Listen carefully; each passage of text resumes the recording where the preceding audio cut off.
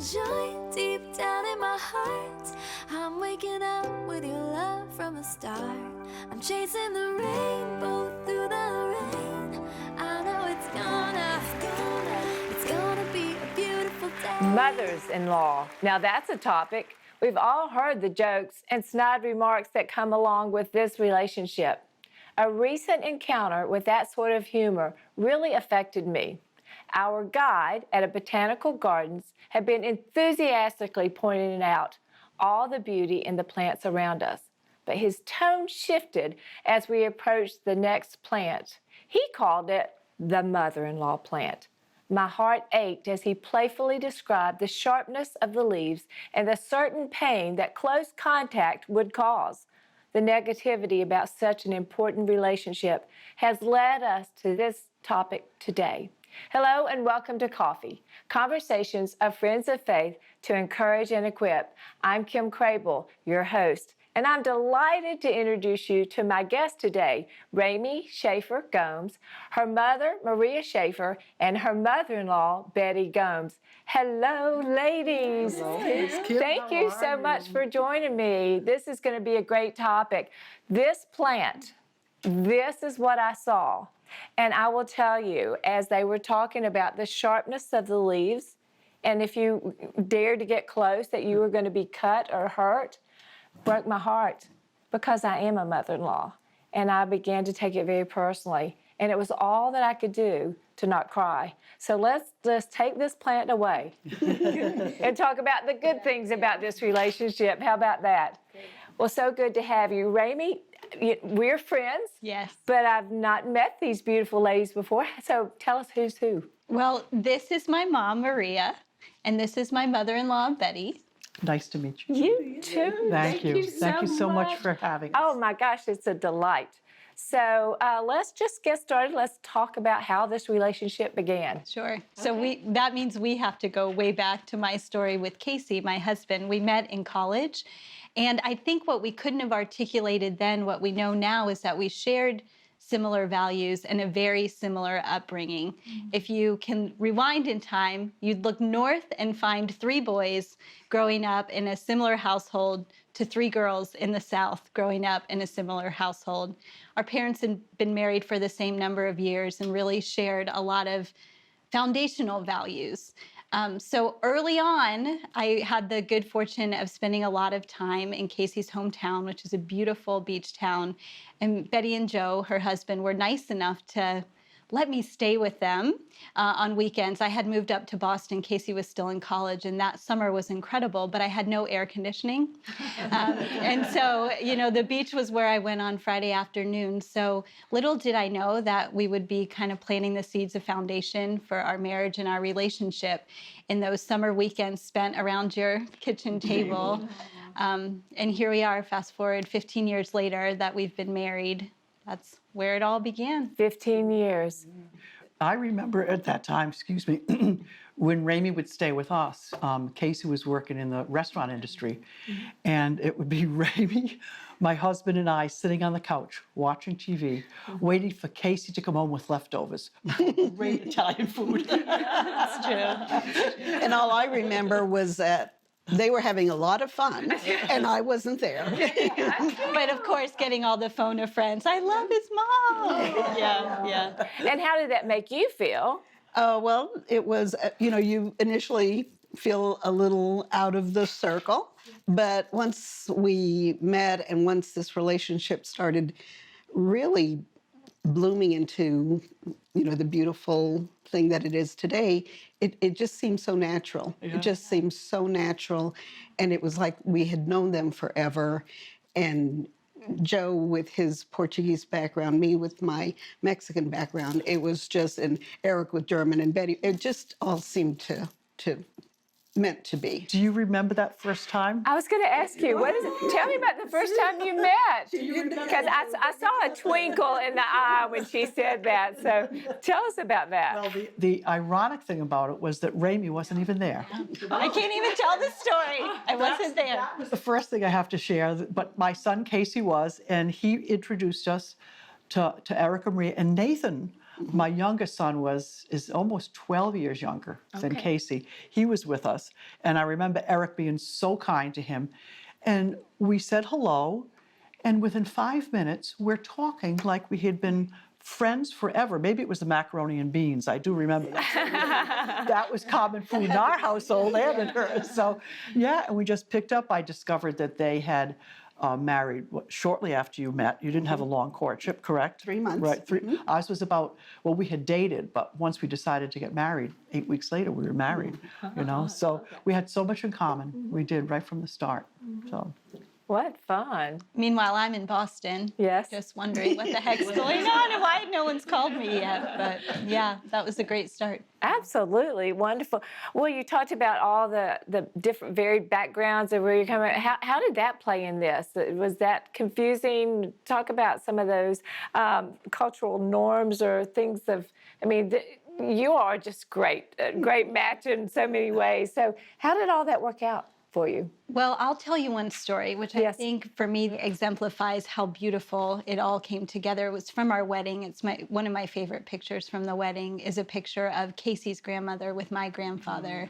So Portuguese woman with a Mexican man. And really they're so engaged in a conversation, and it's like what you could only wonder, you know, what they were sharing, a lifetime of memories in that moment. And I think that family connection, the focus on the multiple generations, but really just prioritizing family was, again, something we shared. And at 19 when we met, it wasn't that Casey and I could articulate it, but I think it's why when we started building our family and building our relationship, it was a given that that it was going to work. Yeah. You know, it mattered that relationship mattered.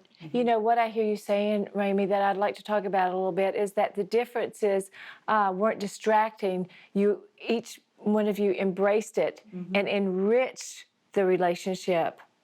Yeah.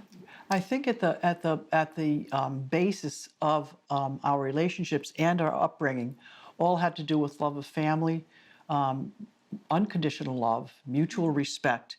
And those were, again, to say, as you say, that they weren't articulated, but they were there. Yes. We all felt them. They were a natural part of who we were, of how Remy had been brought up by Maria, Casey from us. When I said to Casey when he was graduating from high school, so how do you want to celebrate? And he said, well, I want all the family there.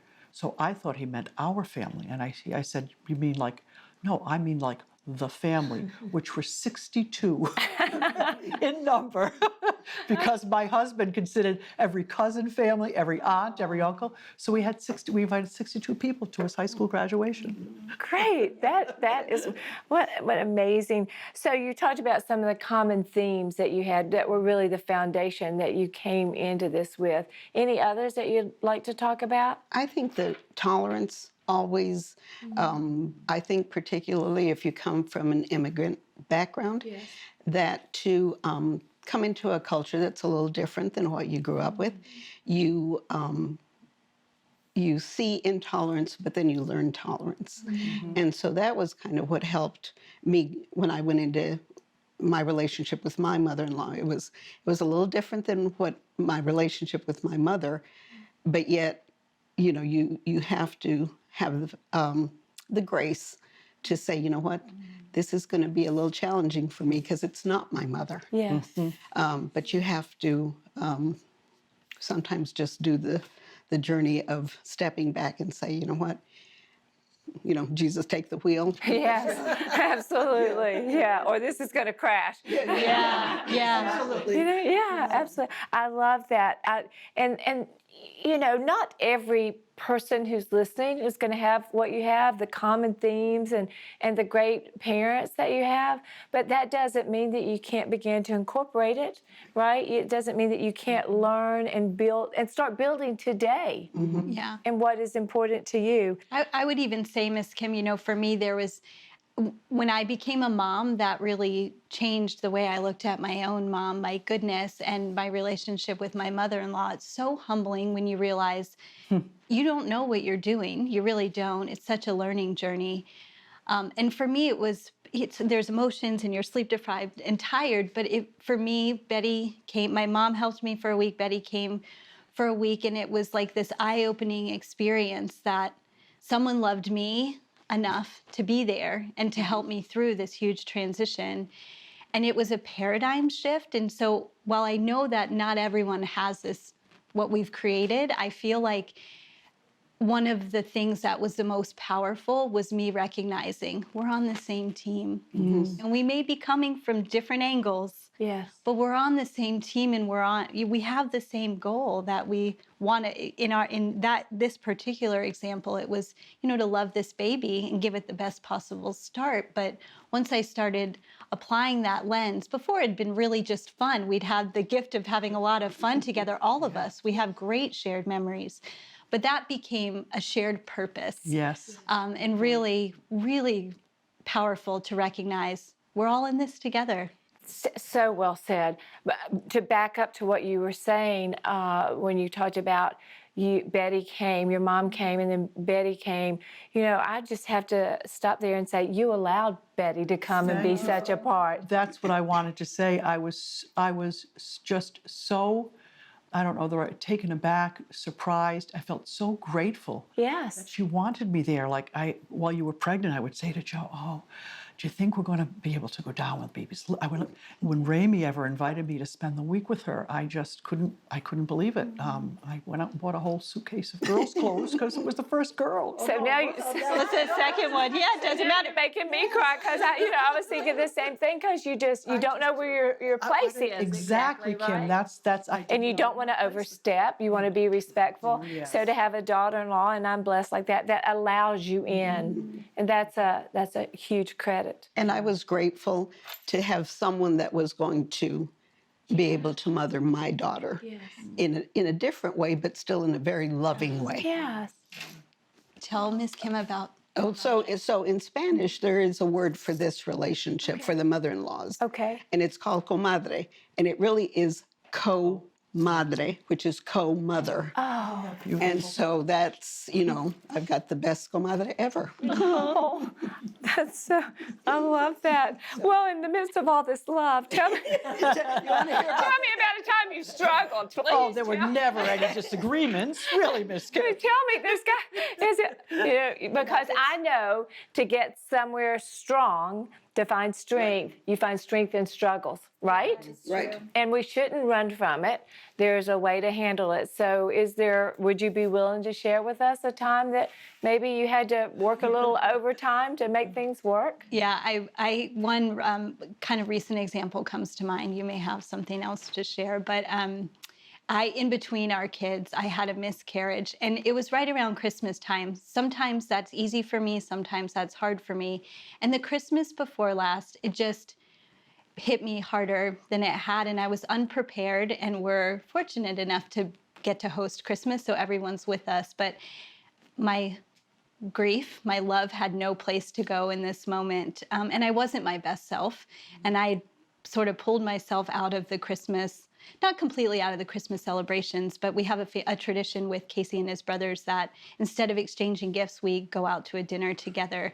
And I really had to pull myself together to walk into that dinner. And I walked into the restaurant, and Betty was just there with open arms. And I felt like I was at my lowest point, and I had not been my best self. And you'd think a mother-in-law would be like that plant, right? Like, girl. But it was this. And I just felt in that moment like the true power of unconditional love. Even when I hadn't been my best, I hadn't been kind or gracious or any of the things I typically would love to do when people are there. And that was really powerful. And I have to say, I remember that Christmas well, only because it wasn't that long ago. I could have forgotten. But, Yeah, we are getting there. It's like but I remember, and this is how I guess this is part of how love works too. I knew Remy wasn't herself, and I was feeling very, very uncomfortable. So what I did was start saying, "Oh my God, what have I done? Yes. What have I done to make her so upset at me? What have I done to ruin her Christmas?" And I talked to my husband, and I talked to my son Eric, who was there. I said, have I done something, or is there some way I'm behaving that would hurt Remy? She's not something. And they said, "No, Ma, I don't know." So I kept saying, what will I say? I hope she makes it to dinner. What will I say when she comes? And I didn't know what to say. I took one look at her face, and she looked so pained. She had such a pained expression on her that I didn't think ahead. I just opened my arms and I just said, "Are you all right?" And that was it. And then I found out what had been going on afterwards, and I all thought it was my fault. We always do. We always do. Yeah, mother's always to blame. Not really. We always do.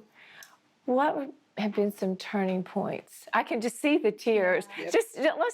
Let's talk about let's just talk about these tears. What are you thinking? What are you?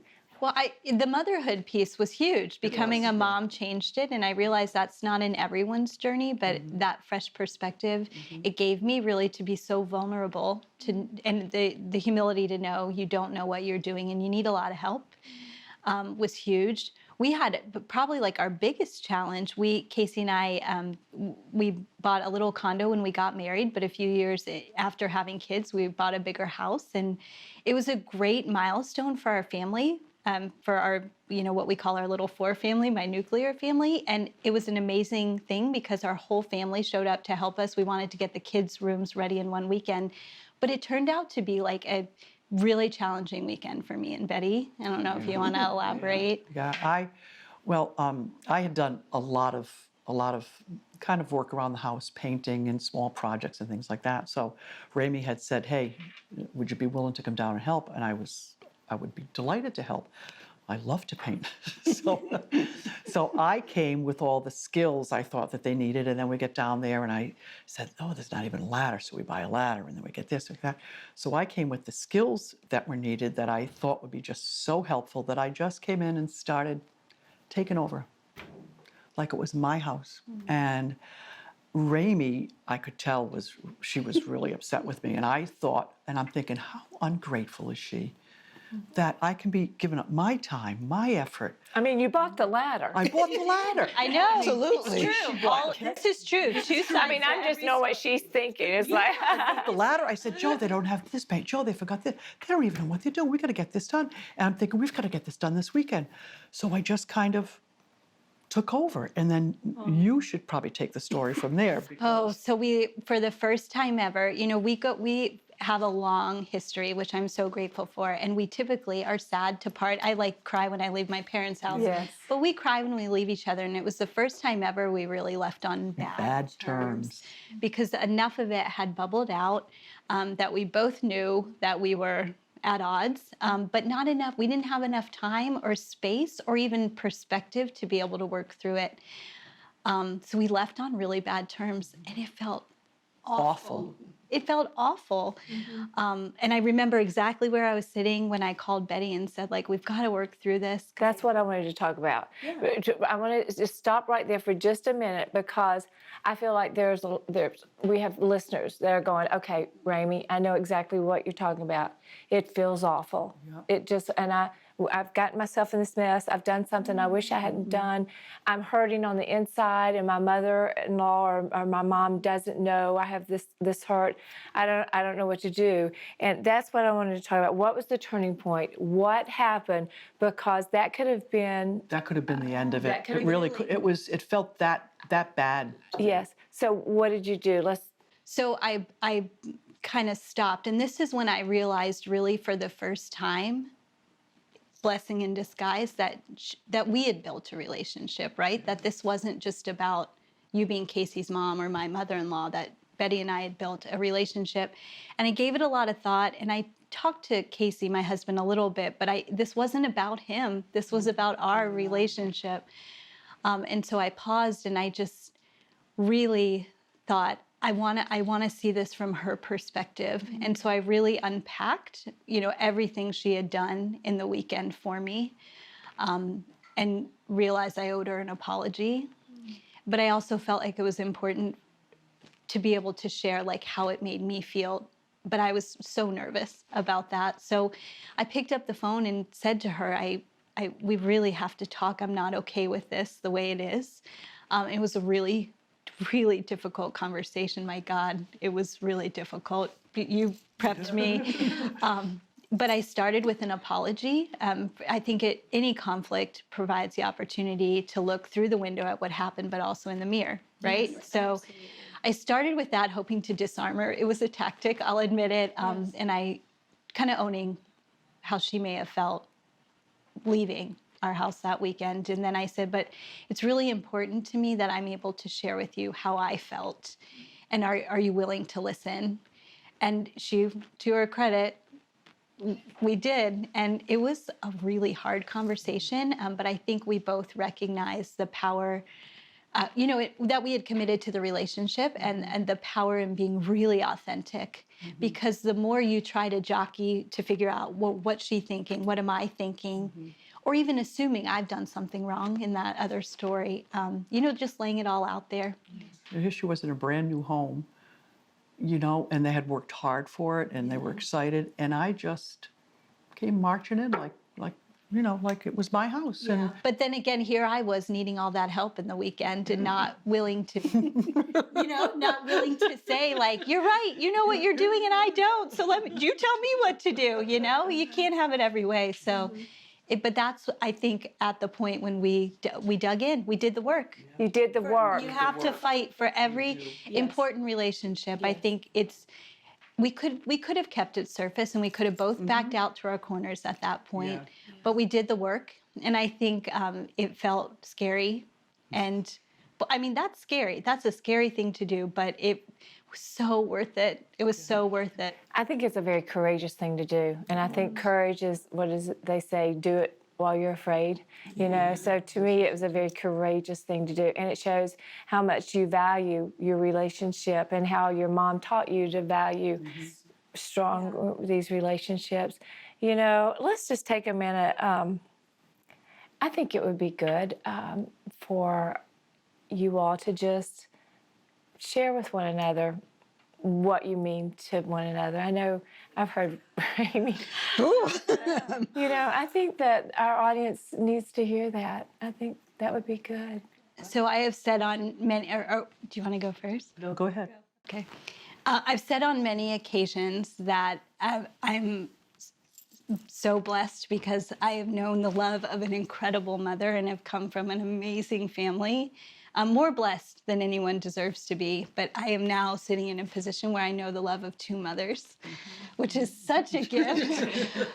When I chose Casey, and because of my family upbringing, when I chose Casey, I knew I got the whole family, and it was a weekend with them that sold the deal for me. We were ready. Casey and I were ready to part ways, and we couldn't after that weekend.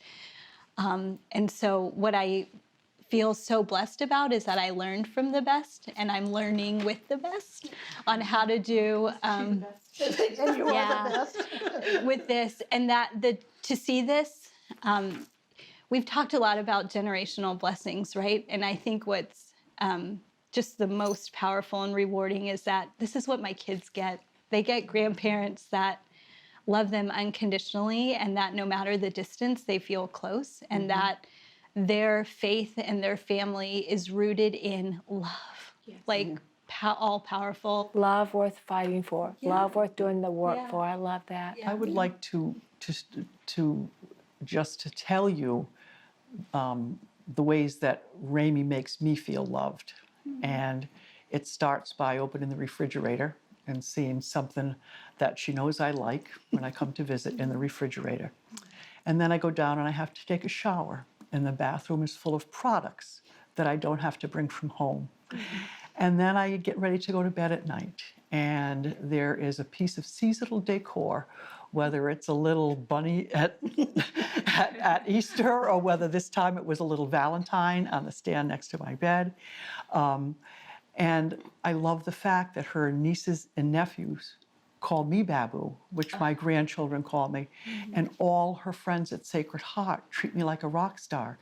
And I say, how does that happen? They haven't had that much time with me, and I know it's because of Remy sharing positive things about me that she probably has to make up. She just makes me feel so loved all the time, and she sees good in me when I'm not feeling good inside, and that's pretty special. Absolutely. Absolutely. And so how do I even quantify something that has, it's a feeling, to have as a very best friend, someone who is the mother-in-law of my daughter and whose son I would claim as my own if I could. We all would. You can't have them. But if I could go back and tell my younger self, it's really don't sweat the small stuff. You don't have to, your mother-in-law doesn't have to take the place of your mother. Because those are two very distinct but very special relationships. But really just kind of let your heart be open to, who they are. And, they raise the person that you love. Yes. So that's, just kind of using that as your centering to just remember, Good that's, touchstone. Oh my goodness. Thank you all so much. From the bottom of my heart. The time goes by so fast, but I know that you have been such a word of hope, such an inspiration to all those who listen. And now I feel so much better. I wish I could take you three back to that botanical garden with me. We could share. We've had some. Let's do We'll that. have them name a new plant. Yeah, let's do that plant. Oh my goodness. Oh my goodness. So we come to the end of the show, and I'd like to come back and talk to you. You're listening because of maybe you're in a difficult position, maybe you're being challenged, maybe you've had one and you've backed up in your corners and you're just not sure what to do. One thing that I do know is that no one wants to be like that stinking plant is. All of us want to be approachable, and God wants us to be approachable. The scripture of John 13:34 says, it's 3 words. 3 words that will just change our lives if we really take it to heart. God tells us, love one another. Love one another. And that's mother-in-laws, daughters-in-law, that's neighbors, that's all of us. But especially these relationships that are pivotal in our families. So wherever you are and whatever is going on, maybe we should just stop and think about life and relationships and those that are the closest to us. And, Remy said it best. It was worth the work. What is your next step? And maybe following some of the things that they did. But Remy said, I just picked up the phone after talking to my mom and getting some, and I made that difficult call. I promise you that on the other end, you're going to receive what you want. You're going to receive the tears, and that relationship is going to be mended. It's too important for us to not reach out and really love one another. So let's all just take a deep breath and just say, whatever needs to be done, we're going to do the work.